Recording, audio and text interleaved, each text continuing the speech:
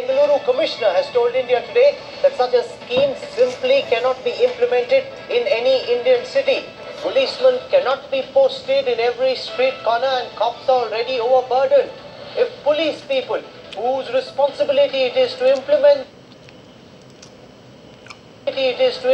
the odd-even scheme are not confident about its success, is Kejriwal's grand plan doomed to fail? That's our top focus on the newsroom tonight. For the first time on TV, we brought together police commissioners of three of India's biggest cities, the top cops of Mumbai, Bengaluru and Delhi. With just a few days to go for this big plan to kick in, I asked the men who would be responsible for implementing such a scheme in their cities whether it can succeed. This is an India Today exclusive and it's our top focus on the newsroom tonight. Also on the show this evening, the best moments from the Sundar Pichai SRCC Town Hall. He is the most successful Indian techie in Silicon Valley and he's taking questions from students of one of India's top colleges. That's coming up at 10:30 p.m. tonight. Is the Android Paisam next? We have a power pack show lined up for you this evening. Let's get started. Here are the headlines this evening, the top 10 at 10 tonight. Arun Jaitley and AAP's line of fire over charges of corruption in Delhi's biggest cities. I want to take you through the blueprint of the Delhi government's plan to implement the odd-even scheme. Remember, they've been working on notifying the final blueprint. India Today has been able to access details about what the Kejriwal government intends to do. Let me take you through it. 6,000 civil defense volunteers and home guards will be deployed on the streets of the capital to help the Delhi traffic police. Apart from this, single women and women driving in a carpool will be exempted from the odd-even scheme. Ambulances and all other emergency vehicles will also have an exemption. Carpool lanes are being mulled, like is the case in foreign countries. It may not happen immediately, but this is something the government is very, very seriously thinking about. Now, there's some concern about vehicles coming in from Noida, from Gurgaon. Well, the blueprint reveals that UP and Haryana cars may be exempted from the odd-even scheme because the Delhi government feels it has no jurisdiction over cars coming in from other countries. Apart from this, schools will be shut between the 1st of January and the 15th of January. Remember, they opened towards the second week of January, but this year they'll be shut for an extra week to ensure that all those 6,000 odd school buses are used to bolster the public transport system. Apart from this, 10,000 new licenses will be given for autos for the last mile connectivity. This will go up to 20,000 in the months to come, but in this period 10,000 extra licenses will be given in. Special tariff for Ola and Uber cars to enable carpooling. So all taxi services will have a special tariff if people are pooling in that car. So far this is not allowed, but this is something the government is thinking about very, very seriously. Let me now get you a big interview with the Mumbai police commissioners of Delhi, Bengaluru and Mumbai, where I sit down with them and ask them about the challenges of dealing with the problem of pollution and whether or not this odd-even number scheme can be implemented in other cities and the chances of it succeeding in Delhi. These are the men who will be responsible for implementing this scheme. Let's listen very carefully to what they have to say.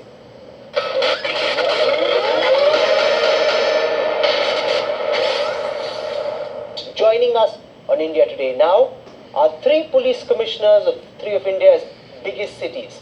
The police commissioners of Mumbai, Delhi and Bengaluru. Welcome, gentlemen. It's very rarely that we have an opportunity to have three big police commissioners from three of India's biggest cities with us. So it's great to have you. Arvind Kejriwal's radical plan for Delhi, where at least for the first 15 days of January, the Aam Aadmi Party government is hoping to have odd number cars on one day and even number cars on the other. Now, I've heard one statement that you made to the public earlier where you said you haven't seen the policy yet, Mr. Basi. But as far as the question and the principle is concerned, as the law enforcer of the national capital, what do you, police commissioner, think about the feasibility of such an idea, sir? See, as far as my reply again will be what I have said earlier. You see, we have been associated now with this process we have been attending the meetings, and my understanding, as for the feedback given to me, is that the policy is being formed up. There have been a number of media reports, as the government also has invited suggestions from the public. So once the policy is formed up, then I think it will be right for me. I understand that the nuances are still being worked out. My question to you, Commissioner, is as far as the idea of trying to fight pollution is concerned, as far as the idea of ensuring that half the cars don't operate on one day and half the cars operate the next day, what do you think of that idea? See, I will not like to go into this because I am going to be the person who is going to enforce this on the street. So I will await the action plan, and once I will await the policy. Once the policy is framed, then I will take my take. But do you think this is meanwhile, if you talk in terms of principle, I personally feel clean air is a fundamental right. It is an inalienable fundamental right of every human being. So as far as that part is concerned, when you are talking in terms of pollution. But is this a big implementation challenge? Because I was reading somewhere that you've got 2,100 citizens for every traffic policeman.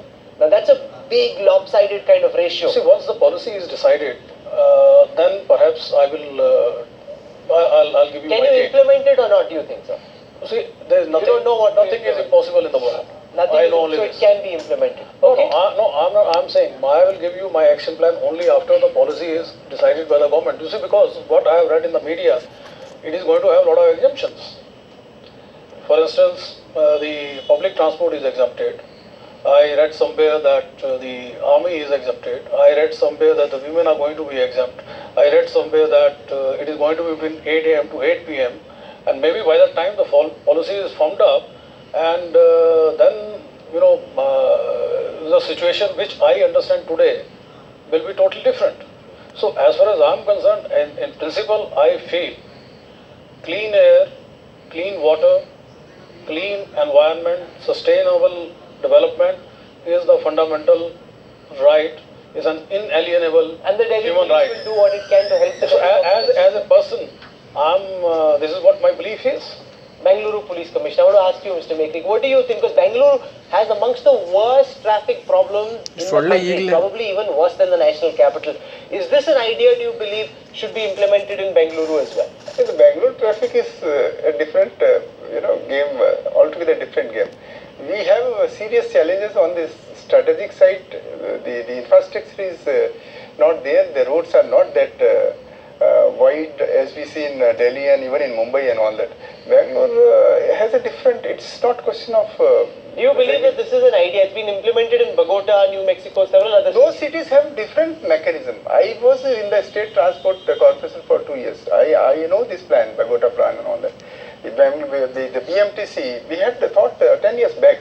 It is not possible for us to implement. Why not?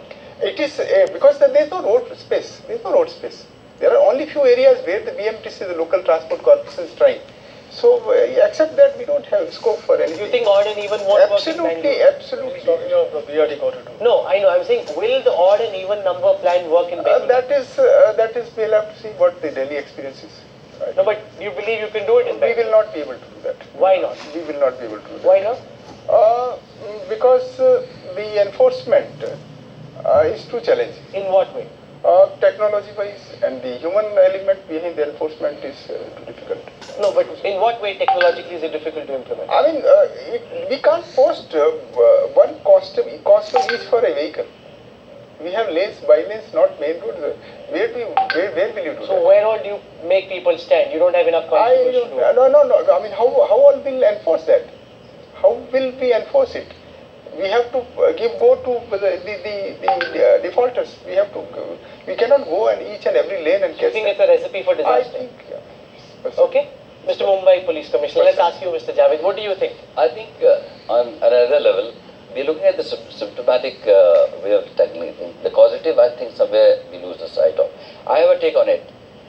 The intention is clear that we want a clean environment, we need clear air, clean, clear air, which I agree with Mr. Basi, is an inalienable right.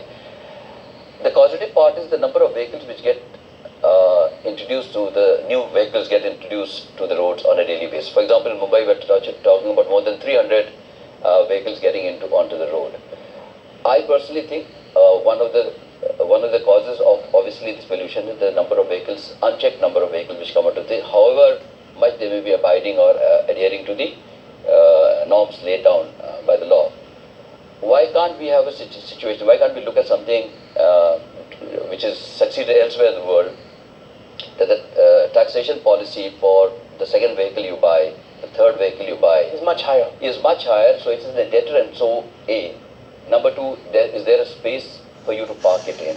And therefore what will happen is, it's easy to go in for the symptomatic thing, maybe for a little while, and may not work. No, but will this work? If it were to be, if Devendra Fadnavis were to tell you or your successor, let's try and do odd even in Mumbai, can you make it happen? So you will have to- I agree with Mr. Bassi entirely. First of all, you have to see what exactly this odd and even implies at the end of the day. By No, way of because we just policy. heard from the Bangalore Police Commissioner, Yeah. it's impossible to have so many constables guarding every lane, I by am lane. responding to what you've asked me regarding Mumbai. So Yes. we have to have, if we have X number of Sir, exemptions, clap on the- you've got X number of provisos in it, the number of vehicles would look different than what we look at it right now. So pure statistics today will show you X number, minuses, the provisos and exemptions, it may look different, number one. Number two, I still would say that time is high time, and I'm going back to it, that we should look at it from the causative point of view. We really need to look at it seriously, because if not today, it'll be a problem in the years to come for maybe all the big cities in India. And therefore, this kind of a taxation policy as to how to curb or reduce the number of vehicles if they're not required. I know, and I'm sure you also know, there are families, there are maybe 3 members in the family where they've got 4 or 5 cars in Delhi, in Mumbai. So somewhere we have to look at it at a larger, more holistic pattern, rather than look at it maybe just to solve a problem for a little short of while. Very interesting answers there. Thank you very much. It's been very fascinating having all three of you from 3 different perspectives coming together and share your thoughts with us. Thank you so much for joining us. Thank today. you. Thank Thank you. you. Thank you.